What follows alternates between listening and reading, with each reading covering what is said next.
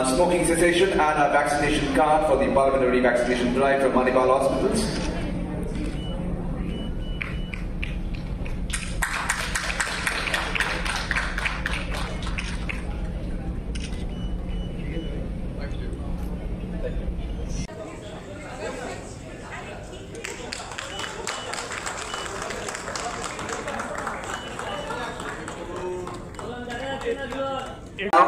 That we move forward and unveil our initiatives, announce the launch of initiatives, requesting all the dignitaries on stage, if you could divide yourself into two teams on both the side of the stage.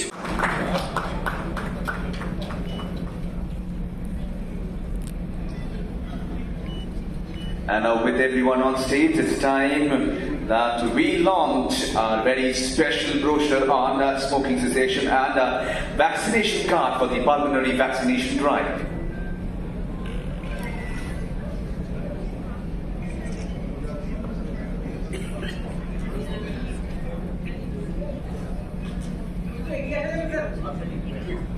Requesting all our dignitaries on stage, if you could please come a bit forward. The medical heads, Dr. Vishwajit, Dr. Prashinjit and Dr. Tanya to also come forward, please, for the launch of the brochure. Please come. আপনাদেরকে request করবো আপনারা যদি একটু মঞ্চে সামনে চলে আসেন, হ্যাঁ একটু সামনে যদি এগিয়ে আসেন আপনারা, I think that will help our respected members from the press to take a better picture of this initiative. Thank you so much. I think everyone should follow suit, and you know what to do. A big round of applause.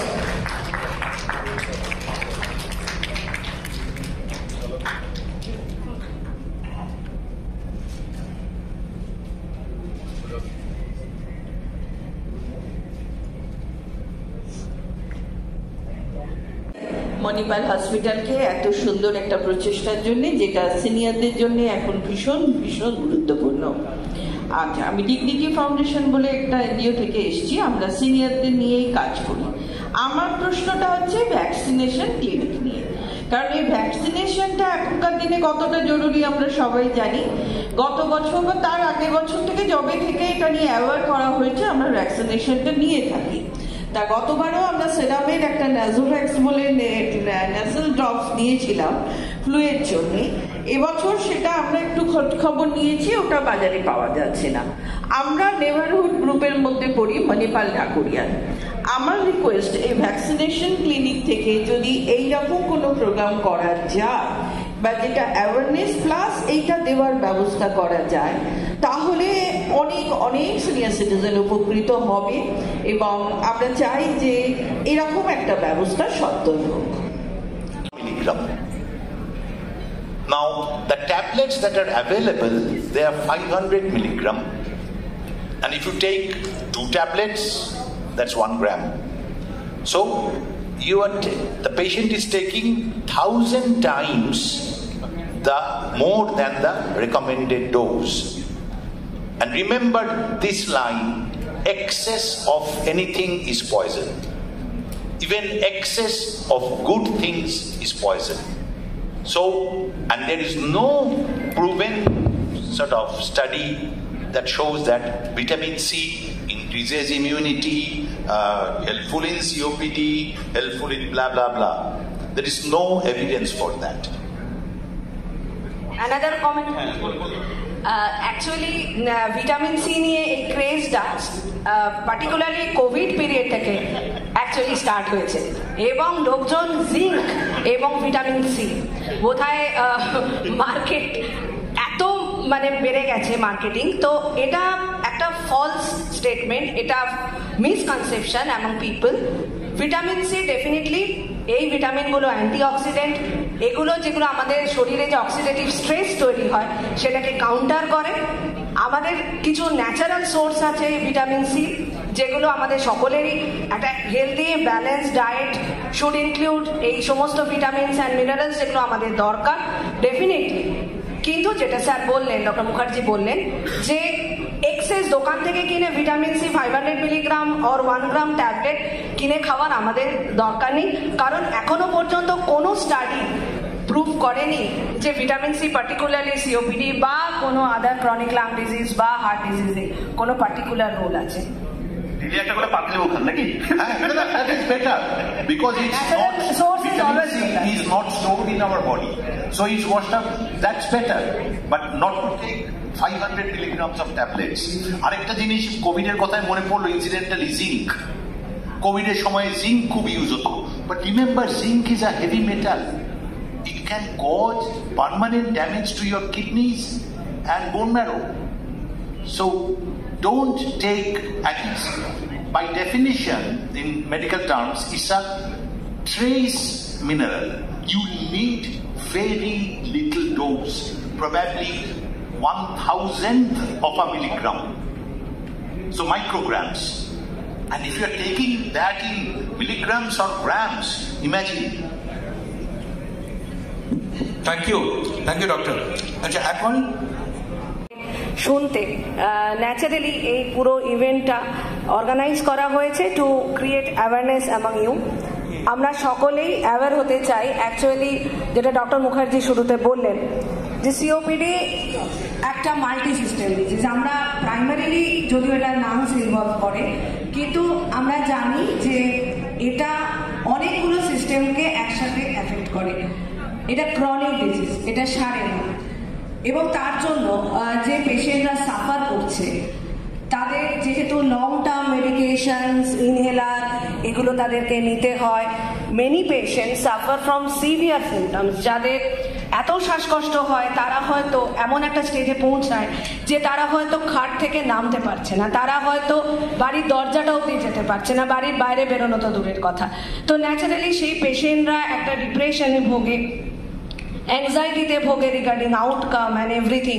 Hospitalisation, অনেক পেশেন্টদের আমরা দেখি, আমরা পাই repeated hospitalisation, এমনকি ICU stay.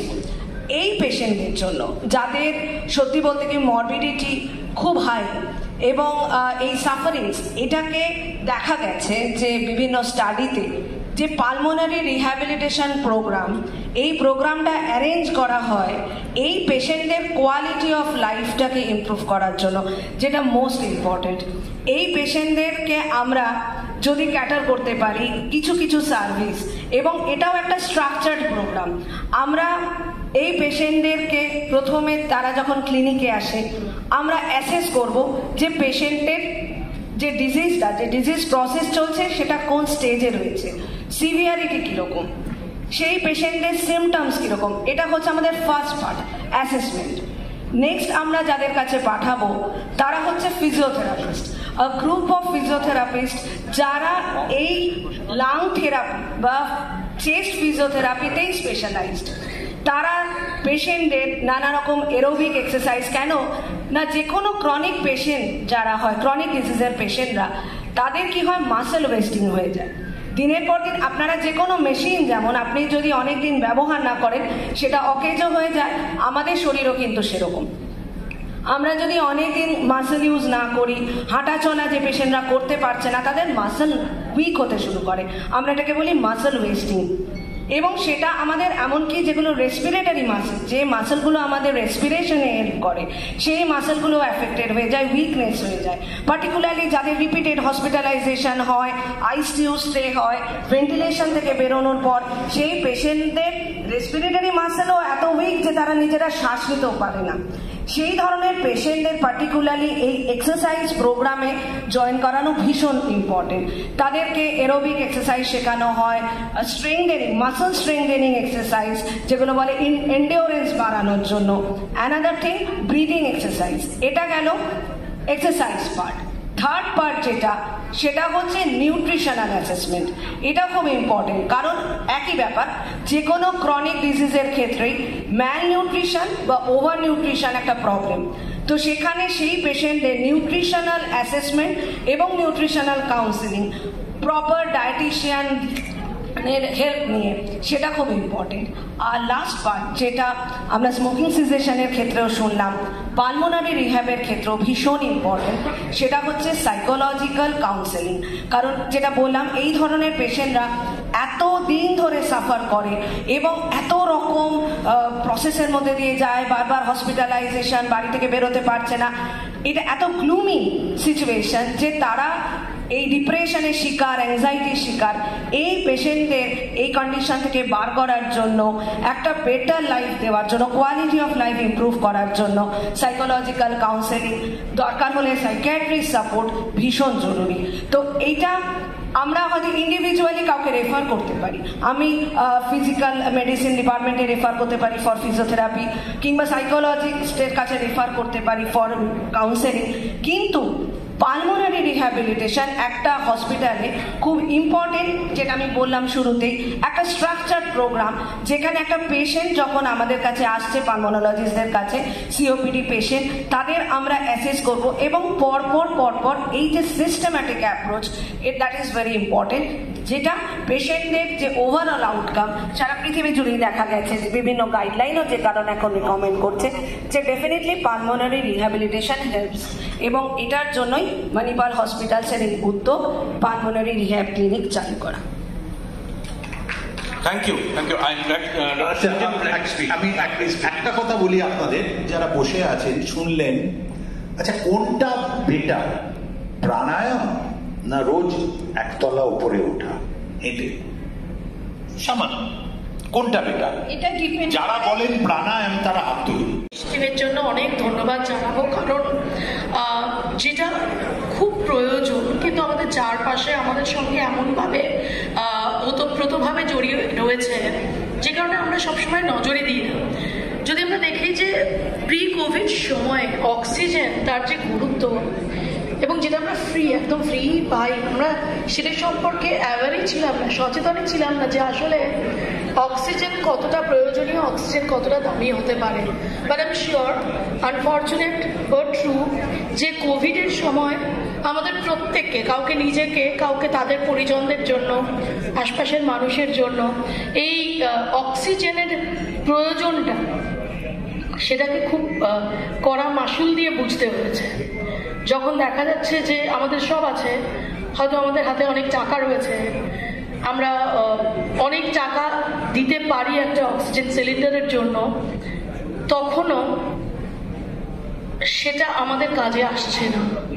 কারণ হয়তো যিনি, আমি বা আমার যে প্রিয়জন যিনি সাফার করছেন, তিনি তখন সেই পরিস্থিতিতে নেই। আর তখন থেকে আমরা হেলথ সচেতন তো হয়েছি ডেফিনেটলি, আমরা যেরকম ছিলাম, কেউ হয়তো একটু বেশি হয়েছেন, কেউ একটু কম হয়েছেন, কিন্তু হেলথ নিয়ে আলোচনাটা আমাদের সমস্ত পরিসরে এসেছে, এবং ফুসফুস তার যে, তাকে নিয়ে যে ভাবনার দরকার রয়েছে, সেটা আমাদের মনে করিয়ে দিয়েছে এই কোভিডের, বিশেষ করে সেকেন্ড ওয়েভ। তো সেরকম একটা জায়গায় দাঁড়িয়ে এই ইনিশিয়েটিভ মণিপালের, আমি শুধু একথাই বলবো যে I don't want to sound regressive, but আমি যদি দেখে থাকি আমার চারপাশে, আমি স্মোকার নই, বাট আমাকে একটা বড় সময় প্যাসিভ স্মোকার হিসেবে কাটাতে হয়েছে, কারণ আমার বাবা চেন স্মোকার ছিলেন, এবং একটু আগেই যেমন বলছিলেন যিনি এর আগে সঞ্চালনা করছিলেন, যে কুইটিং স্মোকিং এর যেরকম সহজ, তারপর আবার সেটা নতুন করে স্টার্ট করা সেটা আরো সহজ। সেটা আমি বাবার ক্ষেত্রে দেখেছি, যে বাবা ভীষণ তার মনের জোর, ভীষণ তার সাহস, ভীষণ তার জেদ, সিগারেট ছেড়ে দিল। তারপর দেখলাম যে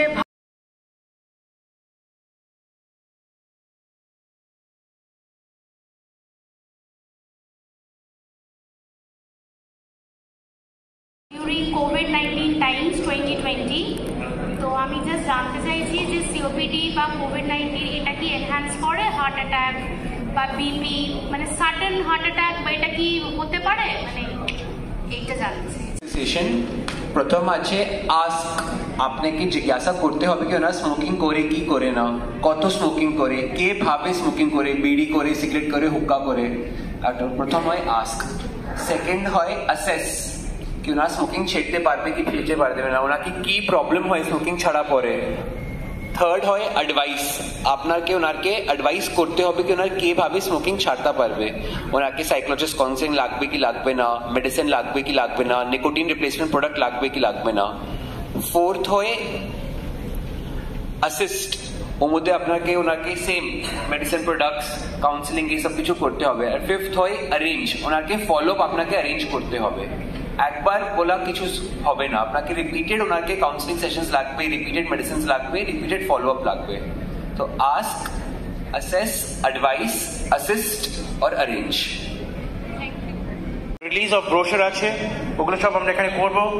আমার ভ্যাকসিনেশন কার্ডের একটা রিলিজ আমরা এখানে করবো।